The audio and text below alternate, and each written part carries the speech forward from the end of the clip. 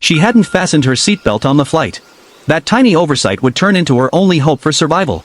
She was dozing peacefully in her husband's arms. Then, out of nowhere, a fighter jet tore across the sky. Before anyone could react, it slammed straight into their plane. The fuselage ripped open with a deafening roar. Passengers screamed as air and debris tore through the cabin. Those in front seats were sucked out in an instant. Because her belt was loose, she was thrown clear of her seat. Instinct made her reach for something, anything, to grab onto. She lunged for her husband. But he vanished through the jagged hole. Grief and panic hit her like a freight train. The plane lurched into a steep, life-ending dive. Her fingers scrabbled for a hold in the chaos. Then, in a last-ditch surge of will, she hauled herself back to her seat. She clicked the belt shut just seconds before impact. The mangled aircraft slammed into the earth. And she lived to tell the tale. But salvation came at a cost. A twisted iron rod had pierced her thigh.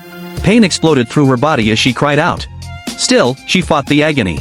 Carefully, she wrenched the metal free, inch by inch. She tore a strip from her skirt. Wrapped it tight around the wound. Blood gushed out and darkness edged in. She blacked out. When she came to, a helicopter's rotors thundered overhead. Hope flared in her chest. Summoning every ounce of strength, she rose and staggered toward the sound. But the rescue crew flew right past without seeing her. Despair threatened to swallow her whole. Then she steeled herself. She knew only she could save her own life now. She stumbled through the jungle, every breath a fight. Suddenly, a low growl froze her in place. A tiger prowled near the wreckage. Her heart pounded as she backed away. A snapped twig echoed through the trees. The tiger's gaze locked onto hers. She held her breath, utterly still. But then the helicopter's roar spooked the beast. It melted back into the underbrush. Relief washed over her. She darted toward what she hoped was the forest's edge. But in her desperate sprint, her foot plunged into a hidden marsh.